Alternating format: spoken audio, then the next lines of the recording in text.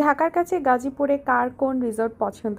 আমার কিন্তু সবচেয়ে বেশি পছন্দ হচ্ছে সারা রিসোর্ট। এটা হচ্ছে কোনো এক উইন্টার গিয়েছিলাম, এটা হচ্ছে আমাদের রুম ছিল। দেন হচ্ছে এই তো রেডি রেডি হয়ে বিকেলে একটু বের হয়েছিলাম, যেহেতু অনেক অনেক ঠান্ডার সময় গিয়েছিলাম, কোনো এক জানুয়ারিতে। মানে এত ঠান্ডা ছিল তখন, জাস্ট বলার বাইরে ঠান্ডা ছিল।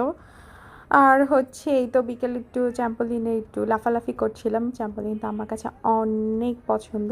এটা হচ্ছে আমি হচ্ছে এই তো রাতে বের হয়েছিলাম আর কি।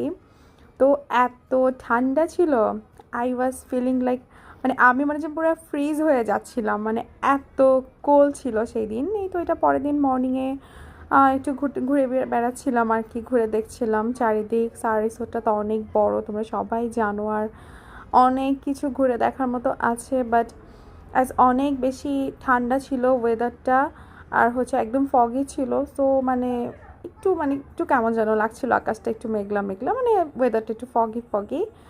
আদারওয়াইজ কিন্তু সারা রিসোর্ট অনেক সুন্দর। এই তো আমার কিন্তু খুবই পছন্দ, যদিও অনেক দিন হলো যাই না।